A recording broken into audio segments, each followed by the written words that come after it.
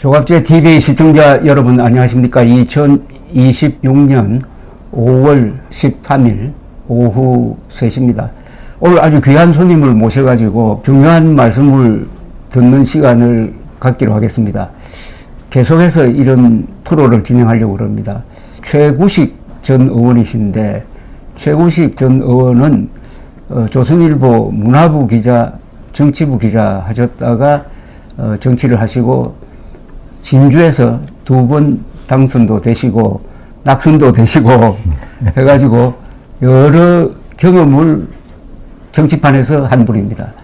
기자로서 정치인으로서 뭐 성공했다고 볼 수 있는데, 그래서 우리 최구식 선생도 이제 60대 중반이시고 해가지고 좀 넓게 먼 쪽에서 정치를 한번 이야기할까 합니다.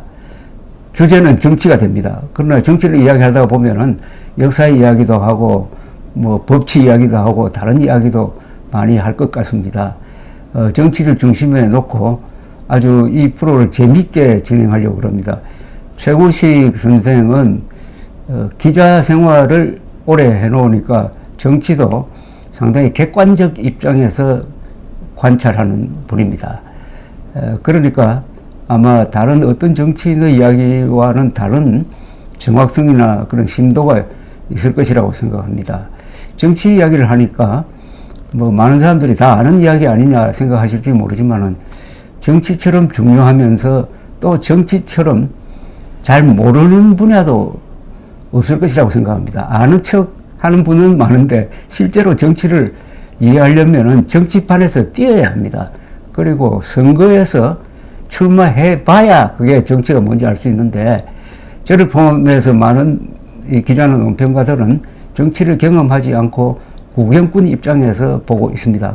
구경꾼으로 본다는 것도 정확성은 있습니다만은, 그러나 어떤 현실감이 좀 부족한 그것을 아마 최구식 선생이 많이 이렇게 보완을 하시면서 한국 정치가 실제로 어떻게 움직이느냐 하는 것을 여러분들과 같이 그 정보를 나눌 기회가 되었습니다.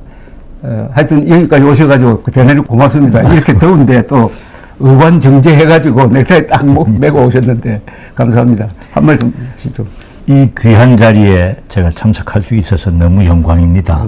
저 조갑제 대표님은 저는 뭐 하다 보면 국장님 이렇게 부릅니다. 제가 1985년에 조선일보 입사해가지고 이제 그때 그 국장님이셨습니다. 그래서 어찌 된 셈인지 뭐 같이 편집국에 같이 있지는 않았지만은 저는 그때부터 제 사부님으로 모셨습니다. 특히 그때 팩트, 예. 사실의 힘이 얼마나 중요한가 하는 말씀을 늘 하셨는데, 그리고 저 같은 새카만 후배 얘기도 그냥 이렇게 메모를 하시고 하시는 걸 보면서 참 대단한 어른이다 이렇게 처음부터 생각을 했는데, 과연 그때 제가 생각했던 것보다는 더 큰 어른이 되신 아이고, 감사합니다. 하여튼 제가 지금도 그 이후로 제가 사실 얘기를 참 많이 합니다. 팩트 얘기를. 팩트. 그래서 제가 기자할 때도 제가 30대 초반에 말씀하신 이제 문화부에서 서평 담당 기자를 했는데, 그때 제가 말을 하나 지어냈습니다. 말 한마디를. 예. 그러니까 사실이라면 깃털 같을지라도 세상을 뒤흔들 것이고, 사실이 아니라면 천둥 같을지라도 털끝 하나 건들지 못할 것이다. 이게 제가 30대 초반에 그때도 제가 뭔 말을 하나 만들어낸 것 같더라고요. 근데 그 모든 팩트와 관련된 사실에 대한 제 충성심은 그때 국장님한테 배우고. 아이고, 감사합니다. 그 뒤로도 국장님 쓰신 글은 뭐 제가 다 읽고 했는데, 이 자리에 감히 이렇게 모시고 앉으니까 제가 좀 떨립니다. 지금부터는 이제 서로 맞먹는 관계 이야기를 하겠습니다.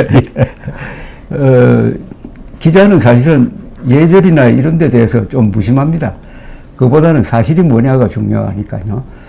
그런데 정치는 사실과는 또 다른 입장에서 사람을 통해서 이 역사를 바꾸고 나라를 운영하는 그런 특수한 직업이고, 정치는 아무나 하는 것 같지만 또 아무나 해서는 안 될 전문직인데 우선 정치인이라는 이 직업에 대해서 정치인이 전문직입니까? 이거 아무나 해도 되는 겁니까? 이거? 제가 해본 결과로는 가장 전문직이라고 생각합니다. 그래요? 가장 전문.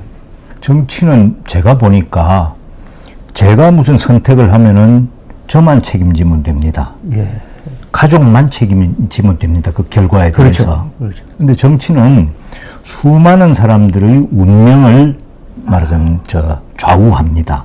정치인의 선택이. 예. 그리고 이제 다른 기업이나 이런 거하고 달리 정치는 많은 사람들과 함께 이 길을 가는 것과 같다 이렇게 생각을 합니다. 근데 어떤 길은 낭떠러지로 향해 있고 어떤 길은 젖과 꿀이 흐르는 동산으로 그렇게 이어져 있는데 그럼 이 길을 택했을 때 앞에 뭐가 있을 거냐 이걸 보는 지혜가 있어야 됩니다. 그 정치를 뭐 아무나 뭐 할 수 있다고 생각을 뭐 다들 그렇게 하는 것 같은데 제가 봐서는 정치는 가장 전문적인 일입니다. 지금 말씀에서 딱 가슴에 꽂히는 게 정치인은 많은 사람들의 책임을 지는 거네요. 그러지요. 네. 예. 그건 정말 아주 무거운 직무인데 그렇다면 이제 정치하면 결국 책임 윤리입니다. 그죠? 예. 책임 윤리인데 우리나라에서 이제 그게 좀 부족하다는 이야기가 많이 나오고 있는데 정치의 본질에 대해서 뭐 여러 사람들이 명언을 많이 남기기도 했는데 저는 모택동의 한 말을 가끔 인용을 해요. 정치는 피를 흘리지 않는 전쟁이고 전쟁은 피를 흘리는 정치다. 네. 그러니까 정치와 전쟁을 같은 선상에 놓은 것이 바로 권력을 잡는 것이 또 잡은 권력을 운영하는 것이 정치니까 전쟁에 비교한 것 아니냐 하는 그런 생각이 드네요. 예. 그 말씀도 맞는 말씀이고 하여튼 투표하고 총알을 비유한 것도 있고 투표하고 총알. 예. 뭐 영어로 발음도 비슷하니까 뭐 불릿하고 뭐 벨럿하고 그 비슷하네. 벨럿하고 불릿하고 비슷하네요. 예. 그러니까 투표 하나하나가 총알이네.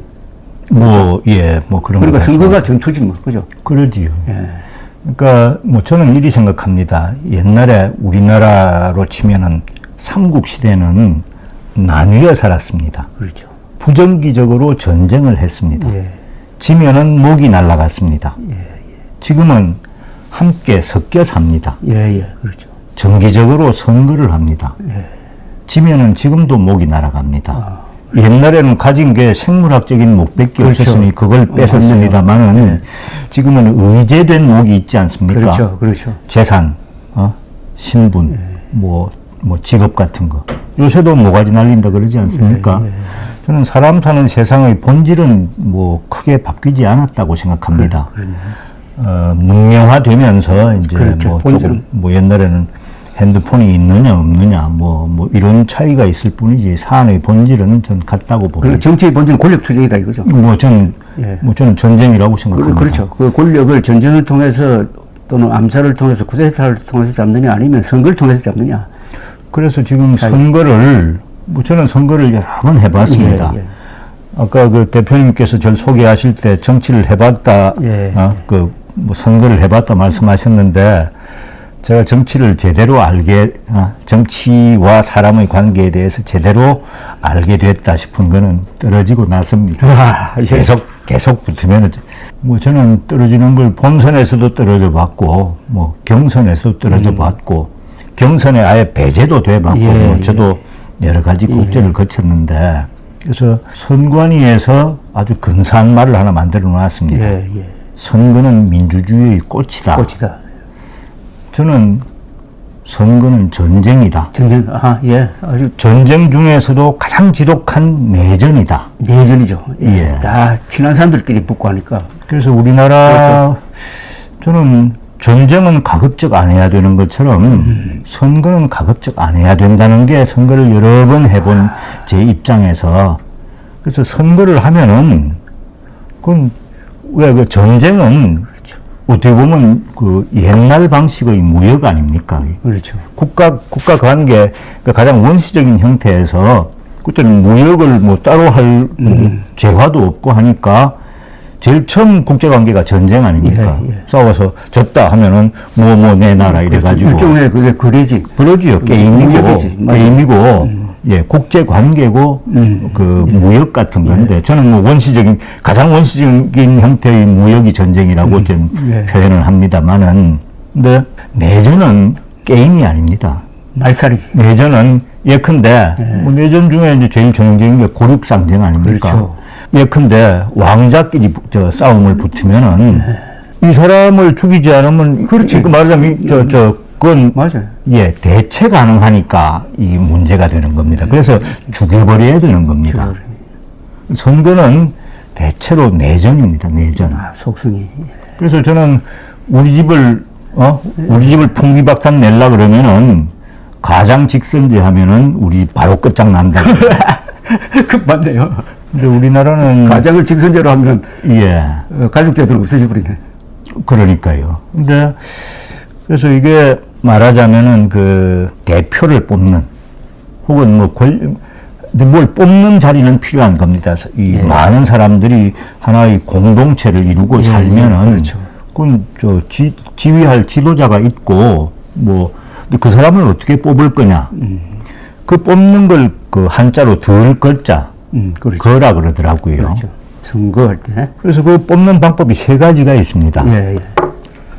첫째는 천거가 있고, 선거 있고, 예. 그 다음에 과거가 있고, 과거 시험할 때. 그리고 선거가 있습니다. 아, 세 가지 방법. 옛날에는 뭐 예컨대 유비가 제갈량 찾아서 삼고 초려하는 거 선거철이죠. 이런 게 다 이제 천거입니다. 천거.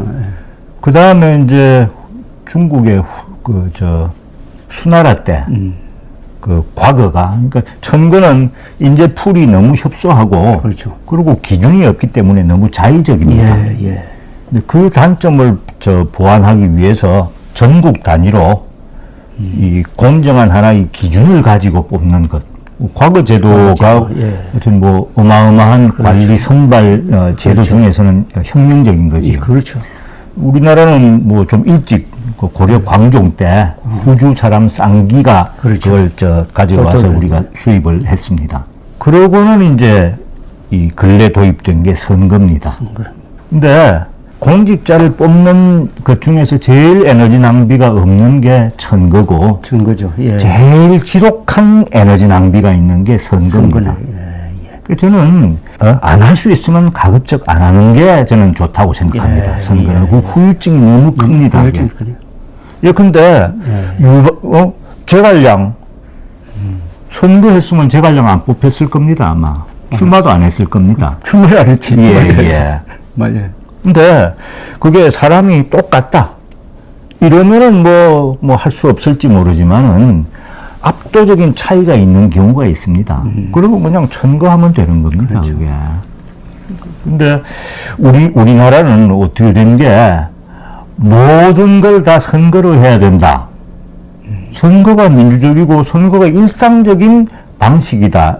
이런 모르겠습니다. 은연중에 부지불식간에 이런 게 있는 것 같습니다. 선거 만능주의가 돼요. 모든 데서 다 선거를 다 합니다. 모든 당에서. 요새는요, 선거로 뽑힌 권력이 다른 권력을 압도한다는 그런 새로운 설도 지금 나오고 있어요. 선출된 권력이 최고다. 뭐 그것도 일리는 있는데. 근데 이제 저는 이리 생각합니다. 선거를 안 하면은 안 되는 게 있습니다. 선거는 꼭 그 관리를 뽑는 방식이기도 하지만은 그러니까 그 공동체의 주인이 누군지를 확인하는 그 방식이기도 합니다. 그렇죠. 맞아요. 그래서 저는 선거를 하나만 하라 그러면 국회의원 선거는 해야 됩니다. 국회의원 선거, 오케이. 국회의원 선거는 그걸 해야 이 나라의 주인이, 대한민국의 주인이 국민이다 하는 그 인사권을 행사해야 되기 때문에 그건 안 할 수가 없는 겁니다. 근데 저는 대통령 선거부터 그걸 해야 되는지는 제가 잘 모르겠습니다. 대통령 선거 안 하는 나라가 지구의 선진국 중에 대통령 선거하는 나라가 별로 많지 않습니다. 직접 선거 안 하는 나라가 많죠. 그러지요. 그러니까 뭐 국회에서 간선을 하는 경우가. 우리가 아는 유럽에 있는 인류 선진국이 싹 다 말하자면 그런 나라 대통령은 다 있긴 있지요. 그렇죠. 있긴 있지만은 국민이 권력을 위임하는 건 의회에다 위임하는 겁니다. 그쪽에서 뽑으니까 맞아요. 그래서 저는 세상에 에너지 낭비가 제일 덜한 나라가 예. 영국하고 일본인 것 같습니다. 그렇죠. 있잖아요. 맞습니다. 왕이. 왕이 있으니까. 예. 근데 왕은 할 일이 별로 없죠. 예. 지금 그 권력은 의회에다가, 국민이 권력은 의회에다가 위임해 놓은 겁니다. 왕은 그 국가 수반이 있어야 되니까 뭐 파티도 하고 외국에 손님 오면은 그런 그 뭐 영국 왕실 그런 거 잘하지요 뭐. 오늘 지금 말씀하신 거는 이 민주주의의 상식을, 우리가 알고 있는 상식을 뒤엎는 아주 도전적인 말씀인데, 우선 이 선거에 대해서 조금 더 이야기를 하고 갔으면 좋겠는데, 선거에서 당선되었을 때와 떨어졌을 때의 기분이 어때요? 떨어졌을 때 말씀을 드리면은 이게 이제 때마다 다른데, 뭐 떨어지는 것도 여러 가지 방식이, 그러니까 본선에 가서 떨어지는 거는 그 게임에서 졌다 싶은 건데, 근데 이제 저는 경선 배제도 돼봤거든요. 아예. 경선에서 떨어지는 것 혹은 뭐 꼭 실력이 모자라서 이거보다는 그게 더 힘들더라고요. 예, 그렇겠네. 그래서 말씀드린 것처럼 본선에 지는 것은 게임에 졌을 뿐인데 그렇게 억울하지는 않다는 말씀이죠. 뭐 그러죠. 뭐 실력이 모자라서 그런 건데. 근데 그건 뭐 본선이 뭐 이상한 일이 벌어져 가지고 내가 억울하다라고 말하는 경우는 그건 별로 없습니다. 하지만 경선이 지금 우리나라 정당에서 벌어지는 형태의 경선은 뭐 참으로 여러 가지 문제들이 있습니다. 그래서 거기서 배제되거나 하면은 마치 내 나라에서 추방되는 느낌. 너무 슬프기도 하고 힘도 들고 뭐 그렇습니다. 아이고, 아주 핵심적인 말씀 또 하셨는데, 자, 이제 경선인데, 경선이 공정하게 치러진다는 것은 뭐 정당 민주주의 원칙상 유지돼야 하지만 실질적으로 경선이 공정한 경우는 오늘날의 한국 정치 구조에서 또는 정당 생리상 좀 어렵죠. 뭐 제 경험으로는 그렇습니다. 근데 옛날에는 경선이 없지 않았습니까? 옛날에 DJ나 YS 시대에 뭐 좀 그때가 민주주의가 아주 빛나던 시절이라고 지금하고 비교하면은 어떤 뭐 좀 그 시절이 훨씬 더 본질적으로 뭐 그랬다고 생각합니다. 그러니까 경선은 말하자면은 저는 본선과 경선을 비유하면은 본선이 99.9, 경선은 본선에서 이길 사람을 뽑는 방식입니다. 그렇죠. 대부분의 경우에 보면 압니다. 안다 이거죠. 누굴 내보내야 될지 그거는 그렇죠. 보면 바로 압니다. 복잡한 경선 안 거치더라도 안다는 거죠. 유방이 한신 임명해가지고 결국 천하 통일하지 않았습니까? 김유신 장군이 통일하지 않았습니까? 그렇죠. 능력을 보면 아는 겁니다. 근데 아까 말씀드린 그 전쟁에 지면은 목이 날아갔다 하는 거, 그게 본선 아닙니까? 본선. 그렇죠. 본선이죠. 그러니까 본선에서 이길 장수를 뽑는 게 경선인데, 그거는 되게 알거든요. 몇 명이 나오지만은 이 상황에서 누굴 내보내면 되는지 이걸 보면 되게 아는데, 그걸 지금은 모든 걸 다 경선으로 하는 걸로. 그리고 좀, 이게 뭔가, 말하자면 본선이라는 이 어마어마한, 국가의 운명이 걸린, 옛날 뭐 손자병법이 뭐 그러지 않았습니까, 이게. 천마디가 나라의 운명이 걸린 거니까 신중하게 생각하지 않으면 안 된다, 이렇게 얘기를 한 것처럼, 개념적으로는 선거라는 게 전쟁인데, 생사가 걸린. 근데 그 전쟁에서 이길 장수가 있고 못 이길 장수가 있는데 그 둘을 같이 붙어가지고 아까 말씀드린 그 소모적인 게임을 하는 게 요새 우리나라에 저는 정치 쪽에 지혜가 많이 사라지지 않았냐.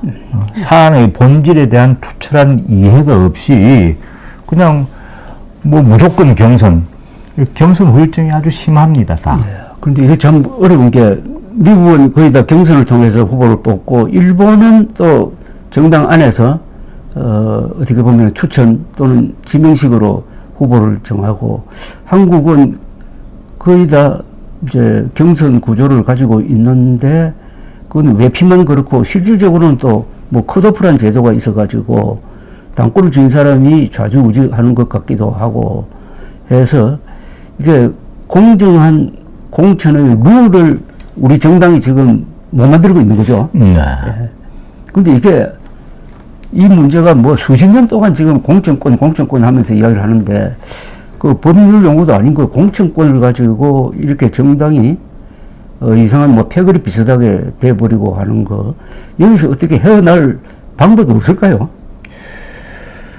저는 지금 이제 저 미국 뭐 말씀하셨습니다만은 뭐 그 코커스하고 뭐 이런 거 있지 않습니까?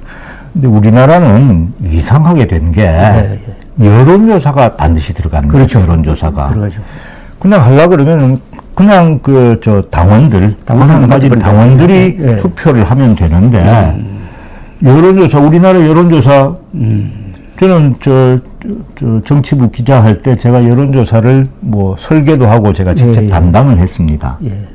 근데 그 대표님은 여론조사 전화 오면 받으시는지 모르겠습니다만은 근데 그 여론조사 전화 잘 안 받습니다. 그리고 매우 귀찮아합니다. 그렇죠. 투표를 할 때는 뭐 저는 투표할 때는 부들부들 떨리는 손으로 운명을 결정하는구나 하는 심정으로 합니다만은 여론조사는 제가 대체로 잘 안 받습니다. 바쁜데. 근데 그 여론조사에 나오는 숫자를 그때 제가 이제 여론조사를 담당할 때 여론조사는 숫자를 보면 안 된다. 추세와 우열. 그렇죠. 그 정도를 보는, 그 정도 보는 걸로. 말하자면 실체가 아니라 그림자를 가지고 그 그렇죠. 실체를. 그러니까 대표님의 그림자를 보고 대표님을 짐작하는 정도의 그겁니다. 그게. 그렇죠. 그 여론조사라는 게. 근데 지금은 그 여론조사에서 이 오차범위라는 거는 그 오차범위 안에 있는 것은 똑같다고 보는 거거든요. 근데 지금은 뭐 0.12 차이를 가지고 그걸 실제 숫자보다 더 엄정하게 그걸 실제로 간주를 하고 합니다. 그러니까 여론조사는 뭐 마사지 한다는 얘기 많이 하지 않습니까, 그게? 그러니까 여론조사하고 이렇게 되니까 다들 아무도 안 믿는 거지요. 당자 같으면 승복을 잘 안 하는 겁니다. 지금 이제 정치 이야기, 그 다음에 선거 이야기, 이렇게 지금, 전제를 해가지고 이야기를 하고 있는데, 그건 이제 일반론적인 이야기고, 조금 더 이제 구체적으로 우리가, 최 의원께서 경험하신 한국 정치의 그 현장 이야기를 가지고 이야기하면은 지금 던져놓은 어떤 화두가 서로 연결될 것 같습니다. 우리 최 의원은 경험하신 정당이 뭐, 한나라당에서 출발하셨죠? 제가 2004년에 17대 총선입니다. 그때 제가 한나라당 공천으로 진주에서 당선이 됐습니다. 그게 2004년입니다. 2004년이면은 그때가 그 탄핵 뭐 이른바 탄도리 사건 뭐 그때 이랬습니다. 파동 난 다음에 일어났던 그러니까 노무현 탄핵 재판 중에 있었던 그렇습니다. 선거입니다. 그 결론은 선거 끝나고 나서 했고 그 탄핵 역풍이 불어가지고 121석 됐습니다. 그때. 당시 이제 한나라당이 존폐 위기로 몰렸는데 그렇습니다. 막판에 가가지고 많이 올라가가지고 상당히 선전한 그때 박근혜 씨가 선거를 지휘를 했죠. 근데 다들 그렇게 얘기를 합니다. 그래서 선거의 여왕이라는 게 이제 그렇죠. 그때부터 시작이 된 건데 저는 생각이 좀 다릅니다. 다르습니까? 한나라당은 그 1990년에 3당 합당을 했습니다. 그렇죠. 3당 합당을 하고 그때는 220석 가까이 됐습니다. 맞습니다. 그러니까 호남만 포기하고 그렇죠. 호남에서 한 80석 정도 나오고 김대중의 국민당이 그렇습니다. 포위를 해버렸지. 그래서 그 정치는 정치는 가장 중요한 게 지역이라고 생각합니다. 지금도 그렇게 생각하세요?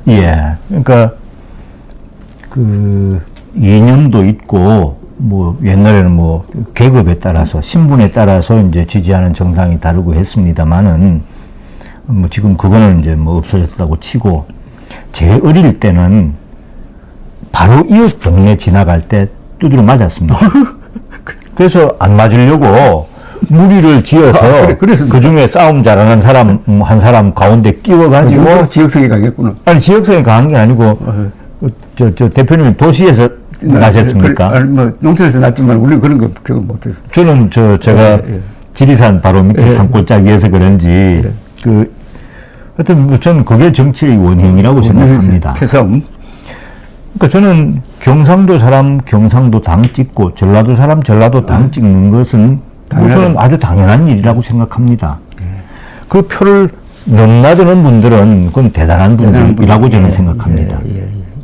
그래서 그때 3당 합당 이후로 아까 말씀드린 그 김대중 대통령 당선되실 때 그 당 의석수가 79석입니다. 그렇죠.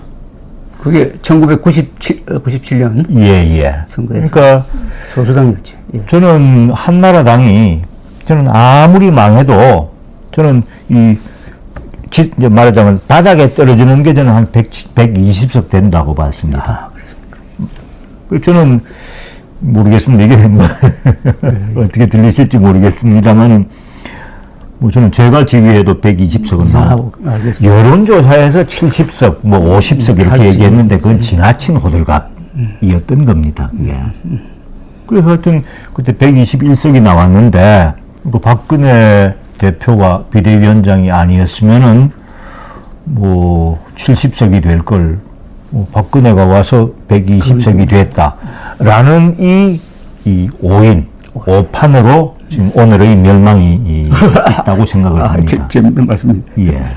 그러니까 그 선거 여왕이 결국은 2016년 4월 총선으로 몰아가는 거죠. 그러지요. 예. 2016년 4월 그때는 이름이 새누리당 바뀌어가지고 저 김종인 씨가 지휘하던 민주당과 붙어가지고 한석 차인가 해가지고 122석을 얻었고 민주당이 123석을 얻었습니다. 한석 차이로 놓쳐버린 게. 저는 그 선거 결과를 보고 이제 탄핵 시계가 째깍거리기 시작했구나 라고 저는 알았습니다. 그런데 그 선거 결과를 보고 그 당 박 대통령 근처에 있는 사람들은 상당히 좋아했다고 들었습니다. 좋아야 했겠습니까만은 이제 불순물 없이 순정한 우리끼리 진박, 뭐 친박도 아니고, 뭐 진박 감별사 우는 뭐 이런 얘기도 있지 않았습니까? 그렇습니다. 참 어리석은 사람들이구나. 그래서 하여튼 우리끼리 똘똘 뭉쳐서 뭐 이렇게 했다는 거 아닙니까? 그때 2016년 4월 총선에 출마했습니까? 저는 그때 본선은 못 나왔습니다. 못 나왔습니다. 그때 이제 제가 경선을 나왔는데 경선에서 경선을 나왔는데 여론조사를 한다 그랬습니다. 근데 여론조사를 했는지 결과가 나왔는지 결과가 어떻게 나왔는지 아무 얘기도 없이 그냥 누구 됐다는 발표도 그때 뭐 저는 기억이 없습니다. 그게 이른바 그 옥새 들고 나르샤 뭐 이한구 김무성 이런 진짜로 개판 중에 그런 개판이 없는 공천이었던 거지 여기에. 그래서 저는 그때 본선도 못 나왔습니다. 저 떨어졌다 그래가지고. 그 2016년은 지금 오래된 것 같은데 10년 전입니다, 그죠? 10년 전이고 2016년 4월 총선의 결과가 오늘날의 이 선거 정치 지형을 만들었으니까 간단하게 요약을 하면은 2016년 총선 전에 그 박근혜파하고 반은 아니고 비박파, 김무성파라고 하면 되겠는데 양쪽에서 공천을 놓고 서로 격돌을 하고 그리고 선거관리위원장이 아니고 공천심사위원장이 이한구 씨였죠. 그렇습니다. 이한구 씨가 나와가지고 상당히 국민들을 짜증나게 하는 그 멘트를 한 달 동안 쏟아내고 거기에 대해서 김무성 당대표가 반발을 하고 해가지고 온통 그 이야기로 시종을 했는데 막상 선거판은 그 당시에 새누리당에 유리하게 조성된 게 안철수의 국민의 뭡니까 국민의당이 있어가지고 오히려 저쪽 진영이 분열된 것처럼 보여가지고요. 호남이 그 안철수 그리고 그 투표 한 일주일 전에 여론조사가 새누리당이 압승하는 걸로 나왔습니다. 여론조사는 그렇게 나왔어요. 예. 근데 한 여론조사 깜깜이 기간 한 일주일 사이에 큰 변화가 일어났더라고. 나중에 보니까 우선 보수 세력이 좀 뭐랄까 이게 짜증을 냈다고 그럴까요? 짜증을 내가지고 하겠다는 마음이 안 생기고 또 내가 투표 안 해도 뭐 이렇게 여론조사에서 앞장서니까 절박성이 없어지고 하는 게 이렇게 막 겹치고 해가지고 딱 깨버리니까 한석 차이로 제2야당이 제2당이 돼버리고 국회의장을 쳐버린 거죠. 네, 그 다음에 또 좀 희한한 일이 벌어진 게 새누리당에서 이정현 씨를 당대표로 뽑으면서 비박 계열이 감정적으로 똘똘 뭉쳐가지고 탄핵 국면에서 결국 민주당과 손잡고 자당 대통령을 끌어내리는 이런 쪽으로 가고 말았습니다. 그렇습니다. 예. 지금 그 상황을 설명하고 계시는데 다시 이제 시대를 2004년으로 돌리면은 그렇게 해가지고 이제 국회에 들어오셨습니다. 그죠? 네. 2004년에 들어오셨는데 자, 그러면 2004년 그 다음 선거 2008년에도 그때는 공천 못 받았었지만 무소속으로 당선됐었죠. 무소속이었죠. 무소속으로 당선됐어요. 친박연대 그거 아니죠? 아닙니다. 네, 무소속으로 당선됐습니다. 친박연대 안 들어오면은 자객 공천한다고 그렇게까지 협박했는데 제가 친박연대라는 당에 뭐 떨어졌으면 떨어졌지 거기 못 가겠더라고요. 자, 그때부터 친박연대는 도대체 이게 어떤 특정인을 중심으로 당을 만든다는 게 이게 말이 되느냐 하는 우리나라 정치 문화의 한 단계를 낮춰버린 건데 친박연대는 말이 그게 나오게 된 게 결국 2004년에서 2008년 사이에 있었던 일인데 결정적인 게 2007년 이명박 박근혜 격돌하는 한나라당 대통령 후보 경선이 그렇습니다. 너무 참 내전적 상황으로 간 거 아닙니까? 아까 말씀하신 가능하면 이 선거를 안 해야 되겠다는 게 여기에 해당될지도 모르겠는데 그 선거를 치르면서 서로 너무나 감정적이고 원초적인 비판을 막 쏟아냈다고. 그러다가 전당대회에서 박근혜 씨가 근소한 차이로 치고 이명박 후보가 당선되어 가지고 본선에서는 아주 압승을 530만 표 차이로 압승을 하고 그 다음에 곧 치러진 2008년 4월 총선에서는 거의 3분의 2 의석을 얻고 그때 이제 당선되시고 한 요 사이 일을 요 사이 일이 지금까지 이어지는 어떤 뿌리를 만드는데 한번 좀 설명 좀 해주세요. 무슨 일이 있었는지. 제가 그때 제가 이제 초선 의원입니다. 그렇죠. 제가 초선 의원 모임을 만들었습니다. 국회 들어가면은 대개 다 촌에서 청운의 뜻을 품고 괴다리 보찜 지고 다 올라옵니다. 저는 광화문하고 여의도 사람이니까 아니 뭐 세상에 알아야 힘이 나오는 거 아니에요. 아는 것이 힘이다. 알아야 면장하지 뭐 이런 얘기처럼 근데 저는 여의도 광화문을 다 알기 때문에 식당 주인을 아는 게 큰 권력입니다. 제가 어디 가더라도 삼선 의원보다 저를 더 잘 아는 거예요. 그렇죠. 저 그때 여의도에 출입 기자할 때 뭐 한나라당 반장도 하고 이랬기 때문에 그러니까 정치 기자를 했기 때문에 초선이라도 초선이 아니네. 그래서 뭐 그리고 제가 많이 알기 때문에 의원들도 다 알고 여의도 식당 다 알고 광화문에 오면 언론계 다 알고 하니까 그래서 제가 그때 뭐라 그랬냐면은 아니 어차피 저 한나라당에서 대통령이 계속 나올 것 아니냐 나이 순대로 하면 되지 두 분 나이 차이가 10년 가까이 나니까 그러면 하면은 가급적 우리가 어릴 때 맛있는 거 있으면 아껴놨다 뒤에 먹지 않습니까? 그게 더 행복을 누리는 방식 아닙니까? 그러면 오빠 먼저 여동생 뒤에 하면은 그 박근혜 그분은 5년 동안 2인자도 아니고 1.5인자 하다가 맞아. 그 뒤에 5년 동안 1인자 하고 하면은 10년 하는 겁니다. 아주 멋진 이야기죠. 싸울 이유가 단 하나도 없는 겁니다. 제가 당 원로였거나 했으면은 하는 10년만 해라 그랬을 겁니다. 그건 할 이유가 없는 싸움을 한 겁니다. 근데 그때 친이 친박이 이제 나눠지는 걸 제가 국회에서 제가 보지 않았습니까? 그렇죠. 제 옆자리에서 수근수근하고. 근데 저는 그때 절 탐을 내는 진영이 왜 없었겠습니까? 양쪽 다 했지만은 제가 하도 큰 소리, 왜고패고 한 게, 친이 친박 나뉘면 안 된다. 굳이 그럼 양쪽에서 게임을 하려 그러면은 원외, 의원 아닌 사람들끼리 모아서 스텝으로 좀 하다가 이렇게 하면 되는 거지. 의원들은 비유하면 장군들인데 의원들이 친이 친박으로 나뉘면은 이게 앞으로 곤란한 일이 생긴다. 왜? 세상의 모든 일은 다 원인이 있는 겁니다. 그럼 원인이 해소되면은 문제도 해소가 됩니다. 정파가 분열되는 여러 가지 원인이 있습니다. 예. 여러 가지 이유가 있습니다. 아까 말씀드렸던 것처럼 이념이 다르거나 지역이 다르거나, 그러니까 상도동계와 동교동계는 아주 고급한 정파입니다. 정파가 예. 나뉘는 걸로는 아주 정상적인 겁니다. 그렇죠. 근데 친이 친박은 같은 동네, 같은 이념, 같은 직업 출신들입니다. 본인이 말하지 않으면 그 사람이 친인지 친박인지 모르는 거예요. 지금도 모릅니다. 예, 그렇죠. 모르냐? 예, 모르요. 그러니까 왜 그러지요? 그렇지. 객관적인 조건이 없다는 거지. 이유가 없이, 이유가 없는 거예요. 좋은 말씀하십니다. 저는 그때 국회의원을 했으니까 이유를 예, 압니다. 어디 가담 안 하면은 불안한 거예요.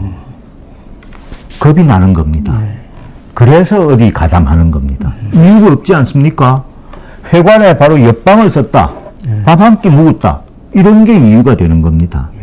그러니까 이건 창피한, 그러니까 이 지도자는커녕 보통 사람도 내가 겁이 나서 이유도 없이 어느 진영에 가담했다라고 말하면은 시쳇말로 쪽팔리지 않습니까? 그렇죠. 그러니까 이건 말할 수도 없는 거예요. 그러니까 결국은 이유가 없으니까 해소가 안 되는 거예요. 이유가 없으니까 해소가 안 되네. 그러지요. 아무도 말씀은. 합당한 이유가 있으면 해소가 되는 거예요. 그렇죠. 그 조건을 해소하면 되니까. 근데 이건 참 은밀한, 심리적인, 그리고 좀 쪽팔리는 이런 이유로 이 파가 나뉘니까 지금도 그러지 않습니까? 근데 지금은 친이 친박은 그나마 상당히 고급합니다. 지금 친윤 친한 찾는 거 보면은 친이 친박은 다 나라의 큰 지도자고 오랜 세월이 또 있었습니다. 인연이. 근데 친윤이라는 게 뭡니까? 친윤이라는 정파가 있는 겁니다.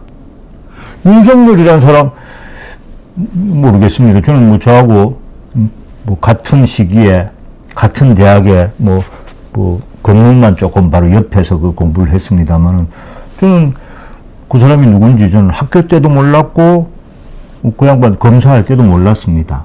조금 여기서 이런 말 처음 듣는데 지금 국민의힘이 이게 멸망산지 쇠망산지 모르겠는데 일단 국민의힘이라는 이름을 없어지는 걸로 이제 돼 있습니다.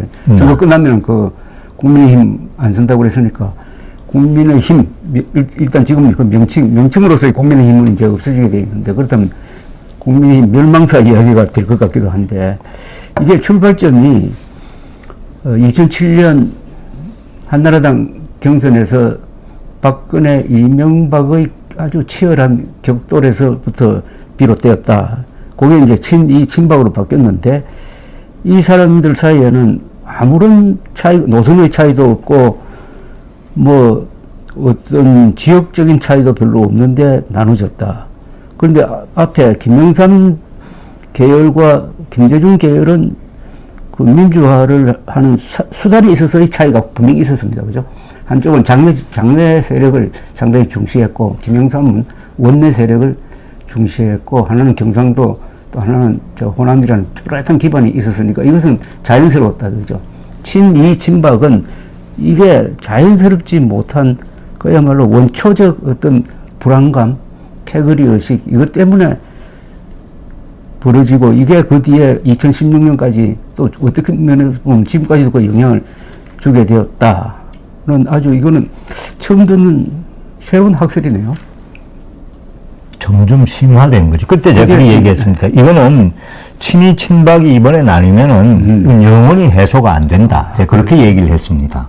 근데 이 사람들끼리 서로 미워합니까, 진짜로? 미워합니다. 바로 옆에 있었는데, 옆에 같이 밥 먹고 했는데, 그래, 미워해요? 미워하게 되더라고요. 하다 보니까. 아니, 그래 되는 게 오히려 이거, 이유가 없으니까. 보스한테 잘 보이기 위해서 또 그러는 거 아닌가? 상대방을 미워해야 자기 편, 뭐, 박근혜든지 이명박이 잘 봐줄 테니까. 그런 과잉 충성하는 게 있잖아요, 한국 사람들이.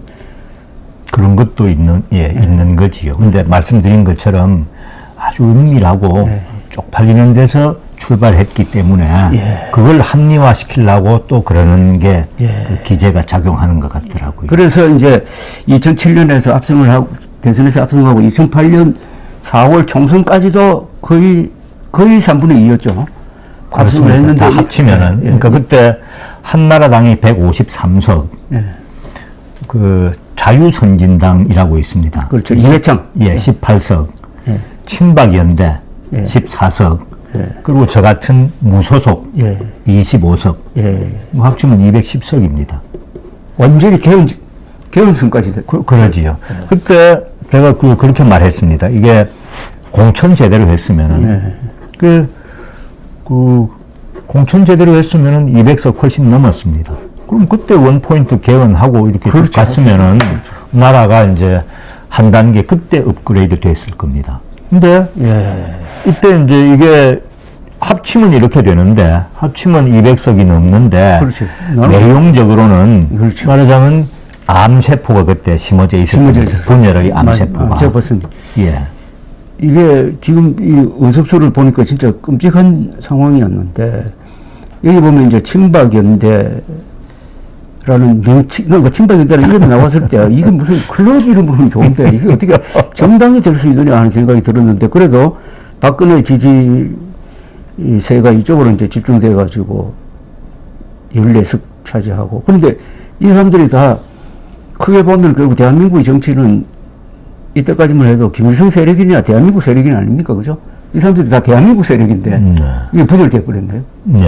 그러니까 이건 제가 소유권을 주장해도 되는데, 제가 한 말 중에 한국 정치의 한 원리는 보수는 분열로 망하고 좌파는 자충수로 망한다고 했는데 이게 분열로 망한 경우인데, 자, 이렇게 했는데 바로 한 달 뒤에 4월 총선 한 달 뒤에 그 광우병 난동이 벌어졌어요. 거의 이 광화문 일대가 무정부 상태가 되고 한 달 동안 난동을 하면서 이 압승의 힘이 사라져 버렸어요. 근데 거기에 대응하는 이 굉장한 권력을 가진, 그때 이미 지방 권력, 국회 권력, 행정부 권력, 국군 통수권 다 확실하게 장악했잖아요. 그런데 어떻게 거짓말에 기초한 세계에서 가장 안전한 미국산 쇠고기를 먹으면은 인간 광우병에 걸린다는 황당무계한 거짓말에 어떻게 이 막강한 정권이 흔들렸느냐 이거예요. 왜 그렇습니까? 결국은 대통령 탓이지요. 이명박 대통령. 대통령. 일은 잘하는 분인데, 정치는 일하고는, 기업은 뭐 세계적인 뭐 CEO 아닙니까? 그렇죠. 세계적인 CEO. 이명박 하면은. 근데 정치하고 기업하고는 다르거든요. 근데 이분은 정치를 잘 모르셨던 것 같아요. 저는 이렇게 얘기를 합니다. 기업은 돈 장사고 정치는 기분 장사다. 기분 장사. 사람 기분을 만지는 사람 마음을 잡는 거다. 마음을 잡는 건데. 근데 기업은 돈 1,000만 원 주면은 500만 원 주는 것보다는 2배로 더 고마워합니다. 정치는 1억을 줘도 미운 놈은 미운 겁니다. 이걸 잘 모르신 것 같아요. 그래서 공천이 정치에서 제일 중요한 게 국회의원 공천인데, 국회의원 공천 잘못되면 탄핵되거든요. 그렇죠. 탄핵은 잘못해서 벌어지는 일, 뭐 이렇게 얘기를, 우리나라 대통령 마지막에 뭐 인기 안 떨어지는 분이 있습니까? 근데 어떤 분은 멀쩡하고 어떤 분은 탄핵당하잖아요. 의석이 모자라면 탄핵당하는 겁니다. 근데 이 의석을, 자기 생명과 관련된 공천권을 남한테 줘버린 거예요, 그때. 그때 절 공천 날릴 뿐은 아니었어요, 저 대통령이. 근데 자기 공천권을 밑에다, 그 자기 목숨을 남한테 맡겨버린 거지요, 그게. 자, 이제 요 이야기는 결국 2008년 4월 총선을 눈앞에 둔 한나라당의 공천 파동을 이야기하고 있습니다. 네, 그죠? 예.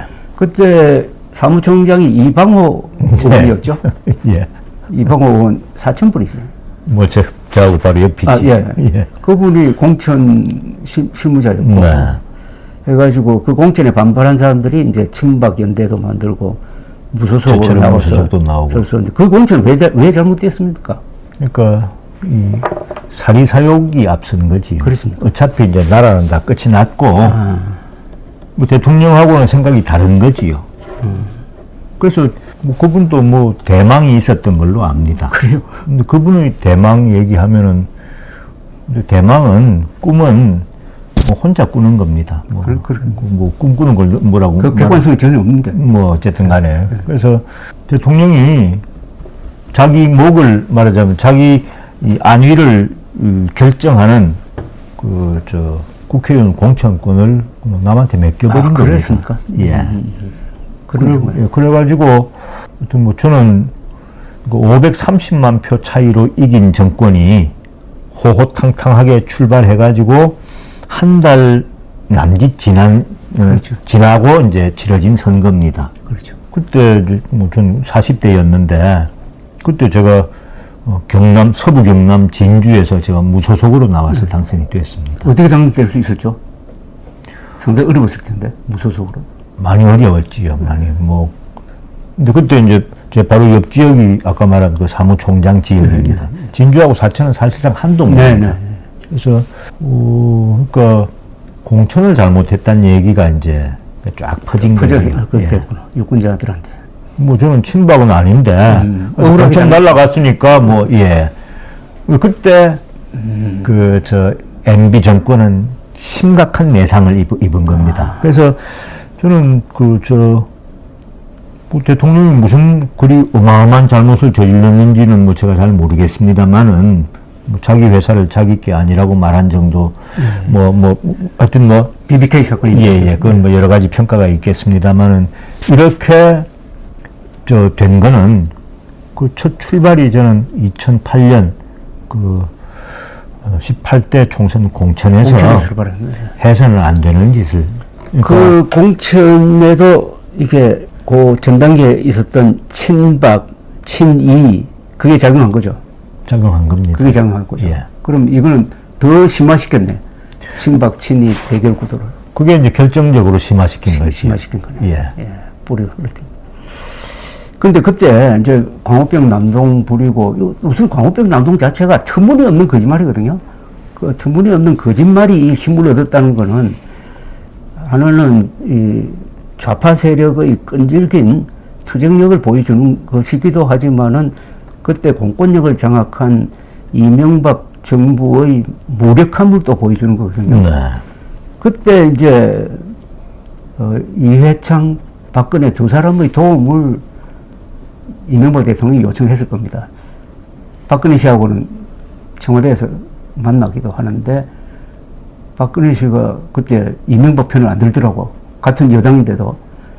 그러면 이명박 대통령과 손잡는 게 아니라 그건 당연한 당인으로서 의무로서 이 광우병 난동은 근거도 없다고 하면서 크게 도와줘야 될 텐데 그런 발언이 안 나왔어요. 그래서 야 이명박 대통령이 좀 외롭게 되는구나 하는 그런 생각도 했고 이회창 씨도 당연히 광우병 진압에 앞장서야 될 분이 그렇게 안 하더라고.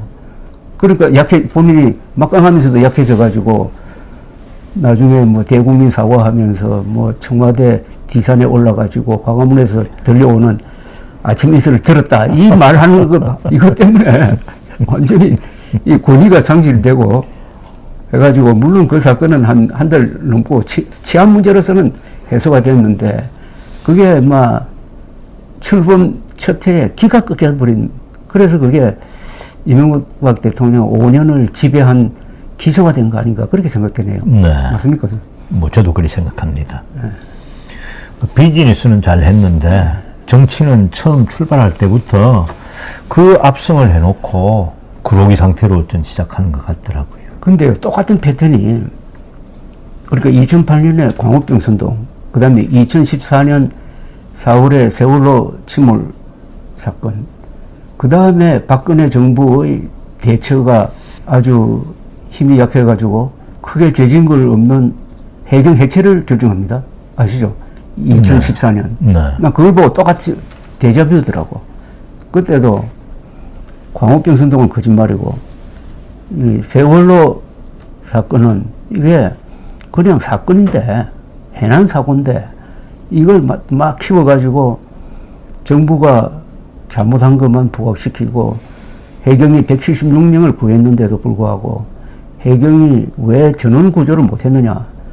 그렇게 배가 지금 넘어가는데 구조할 시간이 한 40분밖에 없었는데, 그래도 빨리 도착한 해경 정장이 열심히 해가지고 176명 건진 거는 생각도 안 하고 300명 죽은 사람 300명 다 건지라고 했다는 이걸 가지고 공세를 펴는데 그게 무력해지더라고요.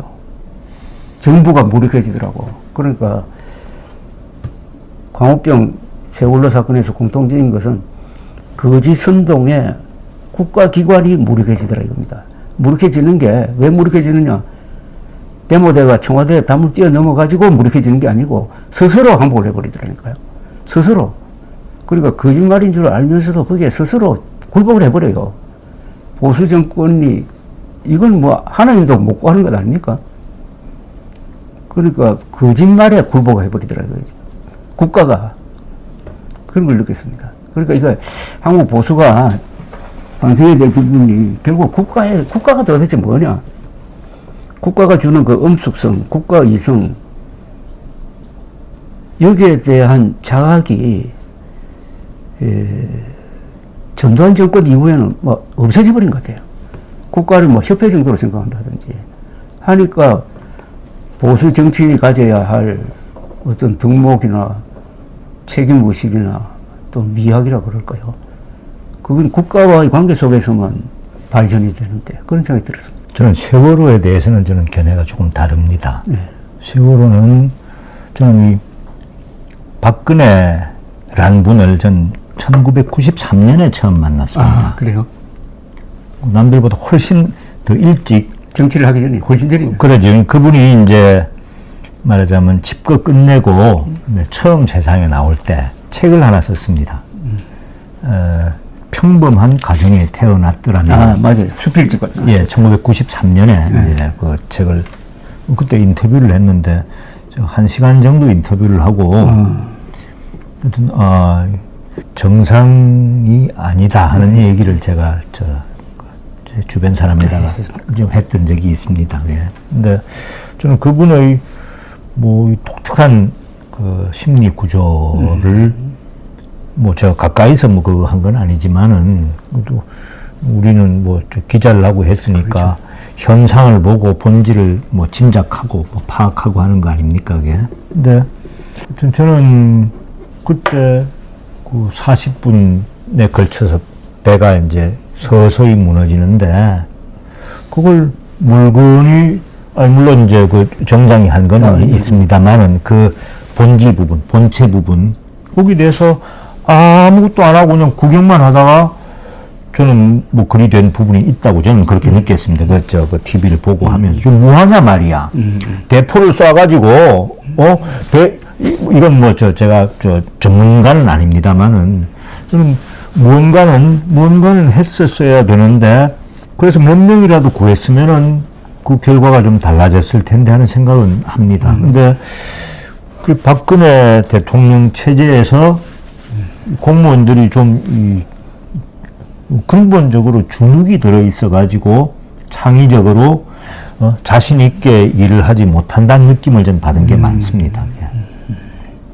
저는 그걸 가지고 무슨 사고라고 얘기하는데 우리가 비행기 추락했는데 저는 사망했다고 누가 뭐라 그러지 않습니다. 열차 충돌했는데 그렇다고 누가 뭐라 그러지 않습니다. 근데 배가 바다 위에서 서서히 전복돼 가지고 그리 안에 있던 분들이 다 그리 되는데 그걸 대한민국이 21세기에 그걸 멀거니 보고 있었다는 거는 뭐 저는 어떤 세월호에 대해서 무슨 뭐 단순한 사고다라는 데 대해서는 저는 꼭 동의하지는 않습니다. 그게 예. 이런 게 있어요. 그때 바람이 불지 않았어요. 네. 평온한 바다에서 배의 노선을 5도 꺾었어요.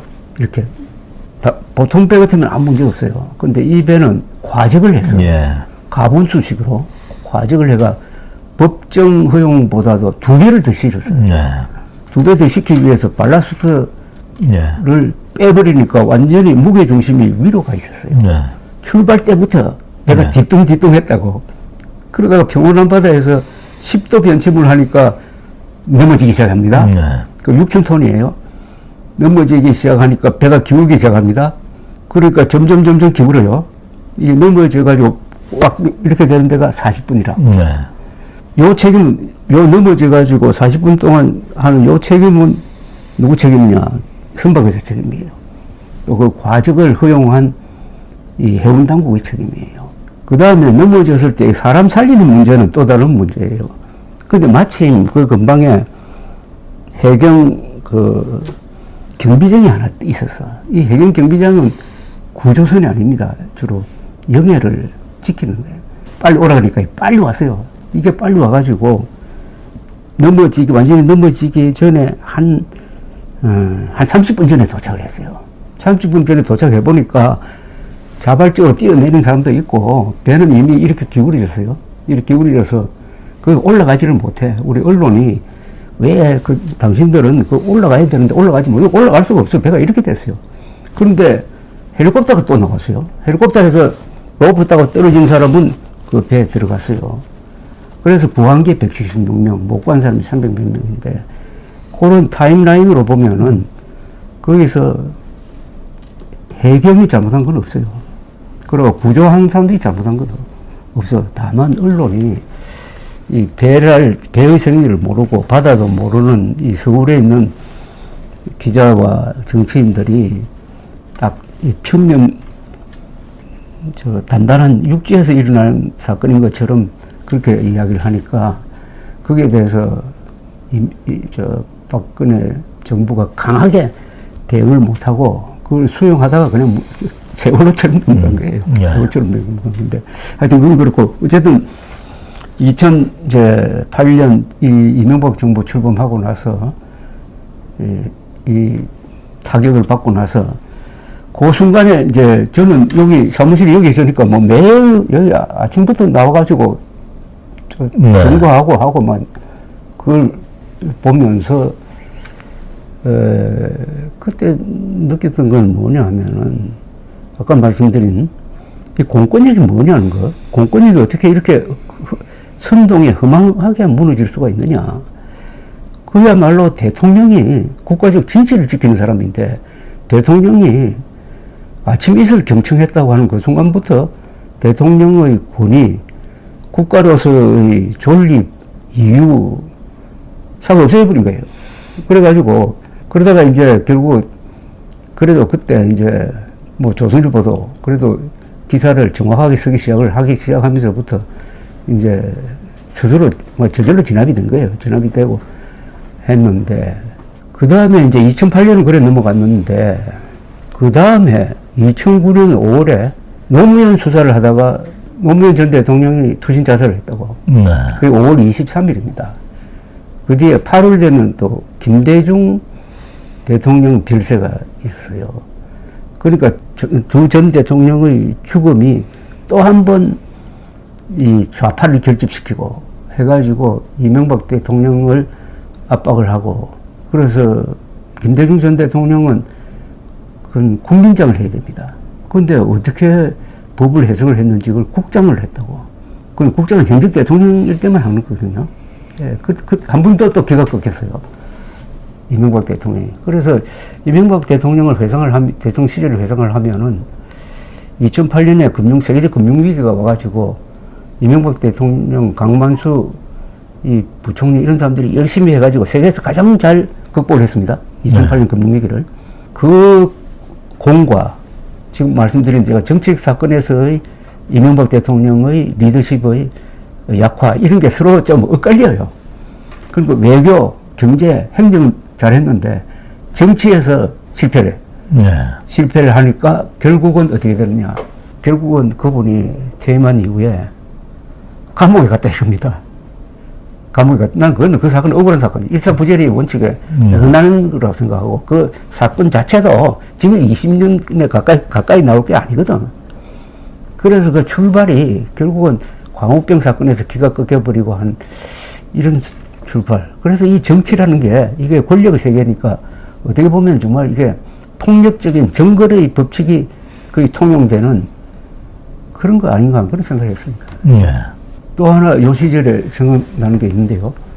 이명박 시절에 역시 친이 친박의 후유증으로 문제가 된 게 세종시, 그죠? 세종시를 교육과 중심 도시로 만들겠다는 게 이명박 대통령 보관 아니었습니까? 그건 저는 그게 맞았다고 보거든요. 그게 왜 좌절이 됐냐 이거예요. 왜 그렇게 됐습니까? 또 저 박근혜, 뭐 당시 박근혜 쪽에서 반대한 거지요. 근데 그게 어떻게 먹혀 들어갔느냐 이거죠. 대통령이 추진하는데 어떻게 여당이 그렇게 반대를 할 수가 있습니까? 그게 가능합니까 어떻게? 처음부터 그랬습니다. 아 그래도 아무리 그렇지만은 국가 정책인데 그러면 그때 이 한나라당 안에서는 이거는 말도 안 된다. 이거는 그런 이해관계를 쌓을 게 아니다. 국가를 위해서 대통령 편을 들어야 된다. 이렇게 말하는 사람이 다수를 이루지 못했다는 거 아닙니까? 그렇지요. 그건 있을 수 없는 거 아닙니까? 제가 그때 그 문제를 다루는 그 국토해양위원회 간사였습니다. 아, 그래요? 간사. 뭐 핵심이 있었네. 그래서 제일 첫 표결할 때 그 제가 거기 있었습니다. 뭐 저는 박근혜 식으로 하면 안 된다고 반대했습니다. 그래가지고 절대로 그 공격이 얼마나 심했는지 모릅니다. 그게. 당 내에서 공격이죠. 당 내에서 공격이지요. 야당이 아니죠. 저는 당 내에서 공격을 주로 받았지. 저는 제 맞은편, 제 상대당으로부터는 별 공격을 많이 안 받았습니다. 그게. 근데 그때 진영, 아예 이제 박근혜 대표 쪽하고 각을 세우는 사람들은 아예 그렇다 치지만은 진영 뒤에 장관을 했습니다만 진영 저 같은 경우는 그렇게 표신하게 알려져 있지는 않았거든요. 근데 제가 저는 너무 당연하게 반대를 했습니다. 그랬더니 신문에도 크게 그 반대는 박근혜 노선에 반대했다. 그러지요. 저는 해서는 안 된다고 그렇게 생각을 했으니까요. 그러니까 우리가 바깥에서 보기에는 도대체 있을 수 없는 일이 벌어져가지고 제2인자가 여권의 제2인자가 그때 아마 국회에서 의사진행 발언인가 뭘 해가지고 그리 했습니다. 그러니까 정면으로 정면으로 반대하잖아요. 그러니까 그 반대가 지금 이제 보면은 잘못된 거 아닙니까, 그죠?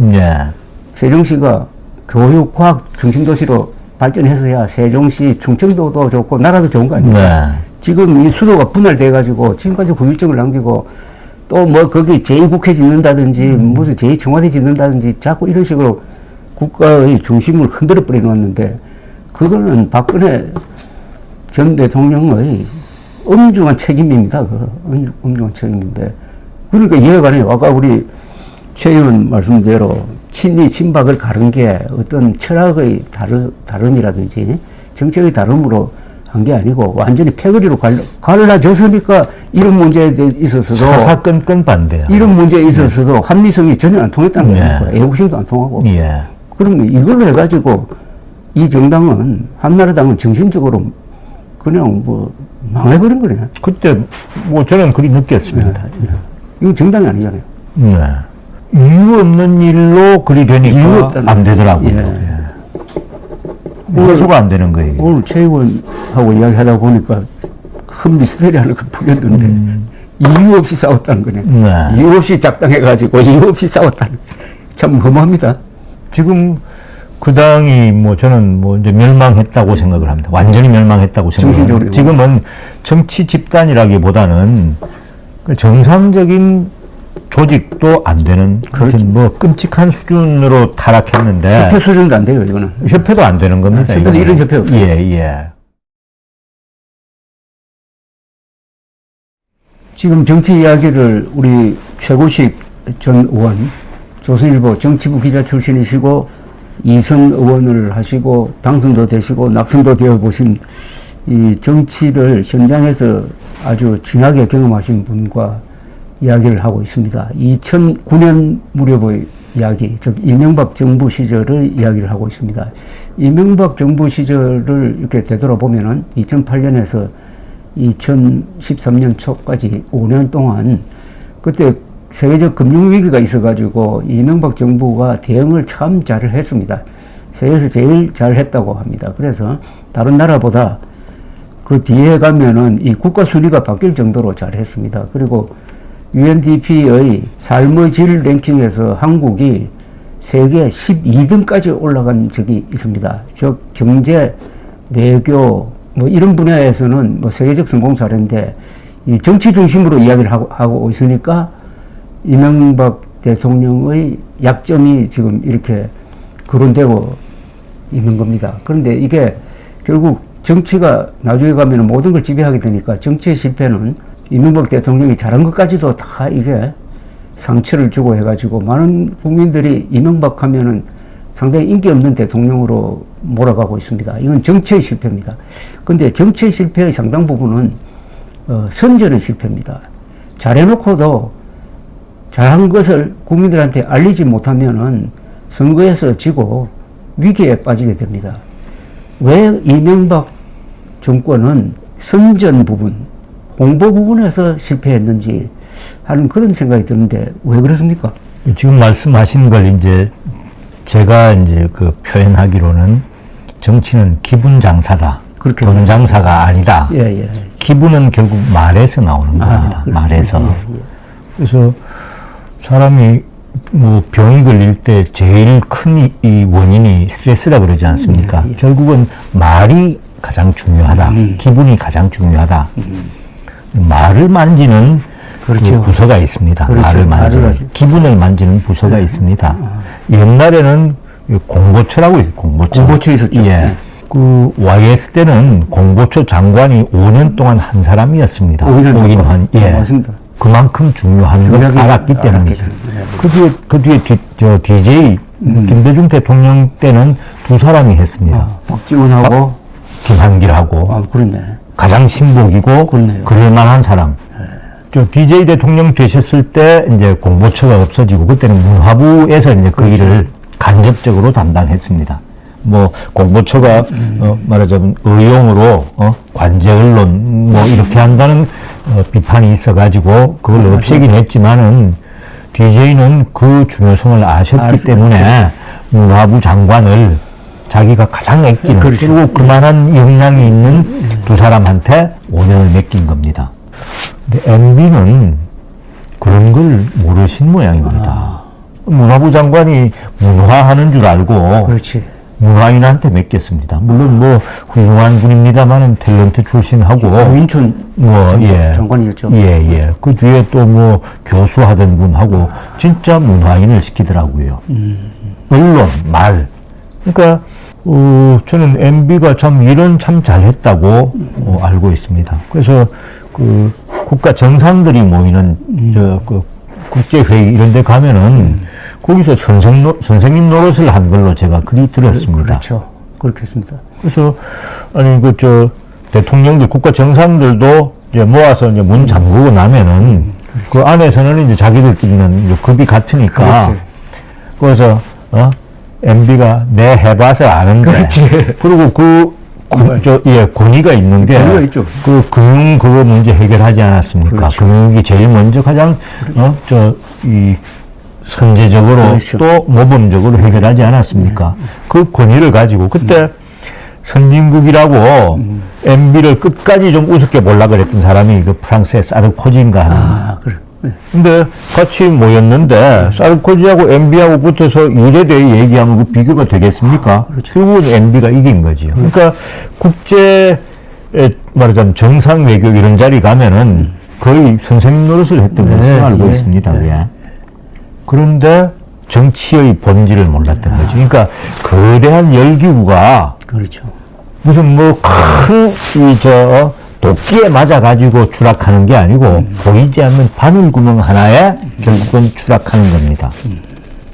근데 MB는 정치가 말하자면 돈을 많이 앵겨주면은 만족하고 좋아할 줄 아셨던 모양이에요. 정치는 그러지가 않는 겁니다. 그렇죠. 그러니까 아까 말씀드린 2008년에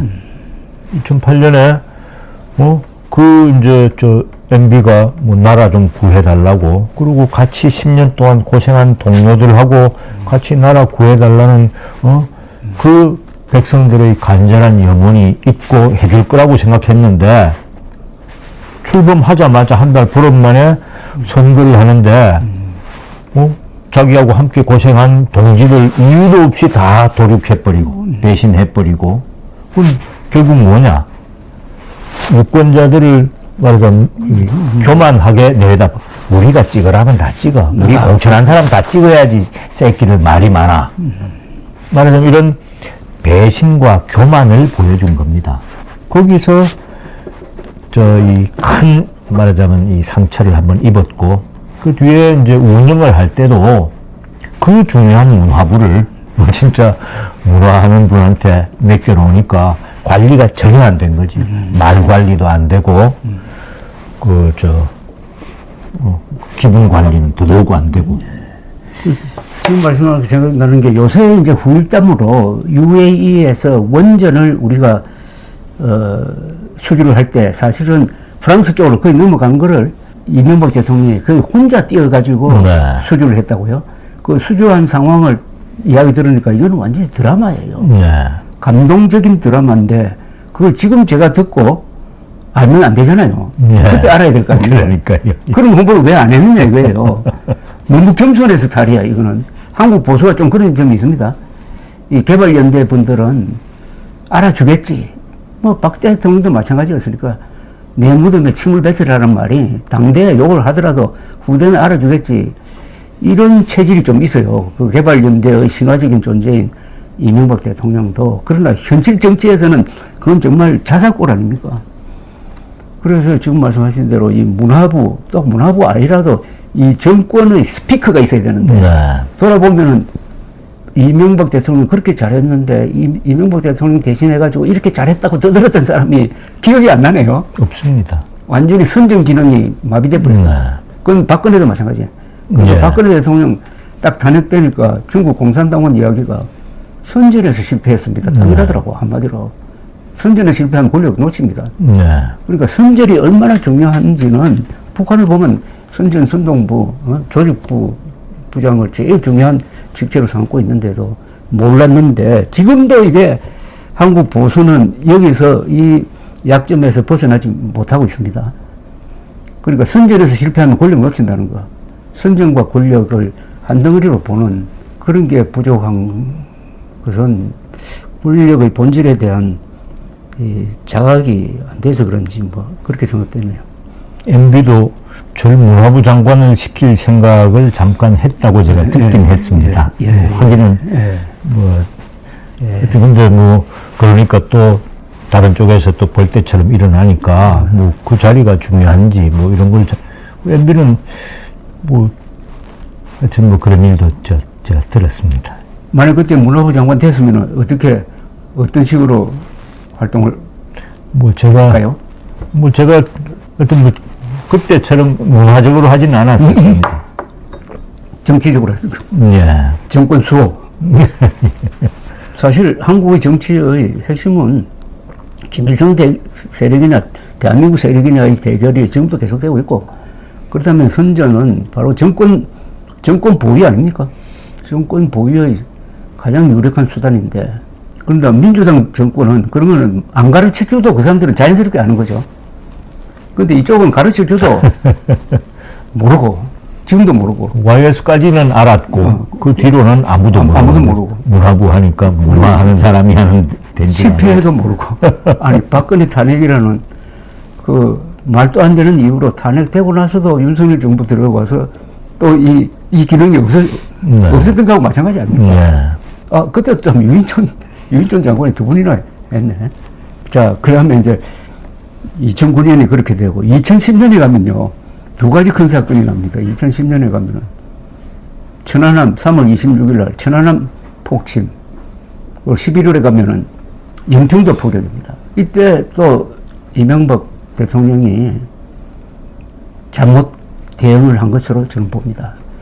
이거 책임을 다 이명박 대통령 한 사람한테 넘기기도 그렇지만, 천안함 폭침은 누가 봐도 북한 소행임이 분명한데도 불구하고, 야당의 당시 민주당 쪽에서 들고 일어나고, 거기에 또 같이 놀아난 이 방송들이 막 음모를 막 퍼뜨리고, 이렇게 하니까 이명박 대통령이 그럼 국제조사단을 만든다 해가지고, 조사를 해가지고, 상거리 어선이 1번이라고 쓰여져 있는 북한의 어뢰까지 건져 올렸잖아요. 그죠? 참 잘했습니다. 잘했어요. 그야말로 국제적으로 놀아본 분만이 할 수 있는 그렇게 했는데 문제는 이것도 국내적으로 홍보에서 실패를 해가지고 한때 어른 중에서 북한 폭침이 아니라고 생각하는 사람이 30%나 됐다고요. 그 다음에 11월에 또 연평도 포격당한 다음에 제대로 대응을 못했는데 여기서 이제 이명박 회고록에 보면은 연평도 포격 당했을 때 자기가 북한에 대한 보복을 하려고 밑에 합참 의장, 국방장관 등에 물었다는 겁니다. 그러니까 보복해서는 안 된다고 하더래요. 비례관계라든지 또는 미국과의 뭐 이런 걸. 그래서 보복을 하지 않았다. 그때 보복했다면 해주를 폭격해 버렸어야 되는데 그때 이미 상공에는 우리 공군기가 떠 있어가지고 명령만 있으면 때릴 수 있었거든요. 그걸 안 했다고 했더라고요. 저는 그거는 굉장히 기회를 놓쳤다고 봐요. 그때 만약 폭격을 했으면은 해주가 불바다가 됐을 거고 한국 사람들이 그동안에 북한에 당하고 쭉 축적되어 있던 울분을 한꺼번에 스트레스 해소를 해버리고 남북 관계에서도 딱 주도권을 잡고 그때 북한의 핵무력이라는 게 지금 정도는 아니니까 찬스를 놓쳤다고 봅니다, 저는. 근데 그거는 대통령만이 할 수 있는 일인데 합쳐보장이 안 된다고 해가지고 거기 따라가면 안 되잖아요. 이거는 국가의 권위와 이런 걸 가지고 국가의 존재의 의미를 확인하는 건데 그 미국한테도 물어볼 일도 아니라고요. 우리가 당했는데 우리가 때려버리면 그만인데 뭐 이스라엘처럼 하면 그만인데 그래서 저는 나중에는 이런 글까지 썼어요. 그때 만약 연평도 포격 당하고 우리가 해주를 때렸더라면 이명박 대통령은 감옥에도 안 갔을 거다. 그 뒤에 이 정치가 많이 달라질 것이다. 이런 표현도 합니다. 그때 국회에 계셨죠? 네. 제가 그때 그 군인들에 대해서 이렇게 얘기를 했습니다. 군인이 아니라 직장인이네. 그 벌레도 밟히면 꿈틀입니다. 그렇죠. 그게 생명체의 본질은 그렇죠. 공격을 받으면 대응해야 되는 겁니다. 그렇죠. 그 대응 중에는 반격이 있는 것이고. 그렇죠. 아니, 밟혔는데 꿈틀을 할까 말까 생각하는 그 생명체는 꿈틀 할까 말까 죽은 거지요, 그게. 근데 그래서 그때 제가 우리나라 군인들은 이제 직장인이 됐구나 하는 생각을 제가 했습니다. 그때 국방장관은 김태영 장관이었는데 그게 이제 김관진으로 바뀌어서 김관진 장관으로 바뀌면서 국내 분위기가 많이 바뀌었습니다. 김태영 장관은 참 그 합리적인 분이시고 그 양순하시고 하신 분인데 역시 결정적인 순간에 결정적으로 행동하는 사람은 또 따로 있다는 그런 느낌도 받았습니다. 그래서 이명박 대통령은 마음 편하게 뭐 좀 할 수 있는 기간이 좀 짧았어요. 그러다가 천안함 폭침 직후에 있었던 그의 지방선거 있잖아요. 네. 지방선거 때 그때 정몽준 대표가 선거를 지휘를 했죠. 네. 그때 난 선방을 했다고 봐요. 그때 경기도에서 가만히 있어라. 경기도에서 어떻게 됐죠? 인천시장은 아마 저쪽으로 송영길 씨로 넘어가고 경기도 지사하고 서울시장은 이겼다고요. 그러면 선방했다고 보는데 당내에서 그런 분위기가 있었는지 졌다고 해가지고 그만두더라고. 그거 좀 이상했어요. 진 거 아니잖아요, 그럼 경기도. 그 뒤에도 그런 일은 비일비재합니다. 그 뒤에 지금 이제 뭐 가장 그 결정적으로는 그때가 2011년 재보궐선거가 있었습니다. 2011년 시간이 좀 뜹니다만은 그렇죠.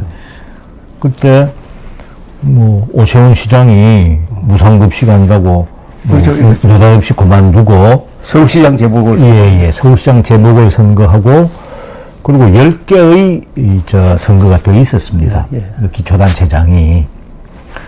근데 저는 그때 서울시장 선거는 우리가 후보를 내면 안 된다고 생각을 했습니다. 오세훈 시장이 저는 정신 나간 짓을 했다고 봅니다. 뭐 대권에 눈이 팔려서 그랬는지. 지금 그래서는 안 되죠. 그 1년 전에 2010년 그 지방선거에서 겨우 이겼습니다. 한명숙 0.6% 차이로 겨우 막판이 이겼습니다. 이렇게 됐습니다. 한번 시켜봤는데 시민들 보기에 대대한데 그래도 한 번 더 기회를 그냥 준 겁니다. 그러면 정말로 감사하면서 일을 해야 되는 겁니다. 근데 그걸 아무도 하지 말라 그랬습니다. 당에서도 하지 말라 그러고 직을 걸지 말라고. 그러니까 무상급식에 왜 자기 직을 왜 겁니까 그게. 당에서도 어마어마하게 반대했습니다. 그래가지고 이제 선거는 치렀는데 저는 서울시장 선거는 후보를 우리가 도리로도 내면 안 되는 것이고 전략적으로도 낼 필요가 없다고 저는 생각을 했습니다. 그때 중요한 건 2012년 총선이 중요한 거지. 2011년에 서울시장 재보궐선거하고 또 지방선거였습니다. 근데 서울시장 선거는 저는 질 거 당연히 졌다고 생각을 했습니다. 근데 10개 중에 전북 2군데 빼고 나머지 8군데를 다 이겼습니다. 다 이겼네요. 서울시장만 지고. 이제 충남, 충북, 강원까지 다 이겼습니다. 서울에도 이기고. 그런데 그걸 졌다고 주장을 하면서 당이 전망의 위기에 섰다고 당을 그 체제를, 지도 체제를 무너뜨려 버리지 않았습니까? 그건 압승한 선거인데요. 그렇죠, 맞아요. 그때는 의석도 180석 넘어 됐을 겁니다. 그러니까요. 근데 그걸 전망에 처한 당이라고 얘기를 하더라고요.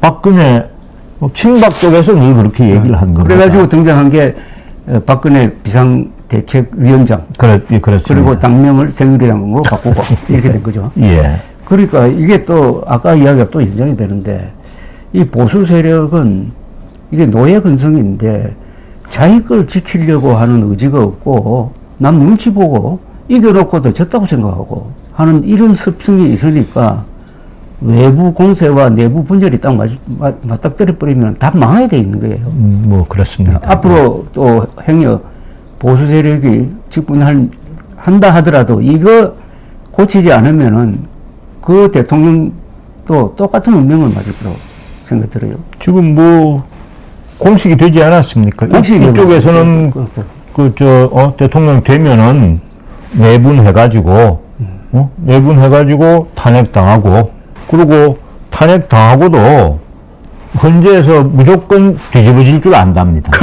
제가 그때 박근혜 청와대에 있던 수석급한테 들은 얘기인데 헌재 결정 나는 당일 아침까지 당연히 압도적으로 자기들이 이길 거라고 알았다는 겁니다. 만장일치로 끝나는 거를.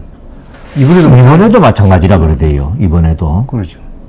그러니까. 그러면 이게 두 번에 걸쳐 똑같은 일이 벌어졌는데 그럼 다음에는 이 당이 정권을 만들면은 똑같은 일이 저는 벌어질 거라고 보는 거예요. 하나의 습관이 돼버렸어요. 습관이 돼버린 거지요.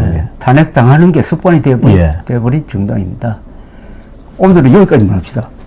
앞으로 할 이야기가 너무나 많아가지고 이런 식으로 이 한국 정치를 도마 위에 올려놓고 이 정치 현장을 뛰셨던 분들은 다른 관점에서 멀리서 구경했던 사람의 이야기를 섞어가지고 한국 정치의 이렇게 실상이 뭔지 또 본질이 뭔지 그리고 여기에는 어떤 대안이 없을까 하는 것까지 합쳐가지고 계속 이야기를 이어가겠습니다.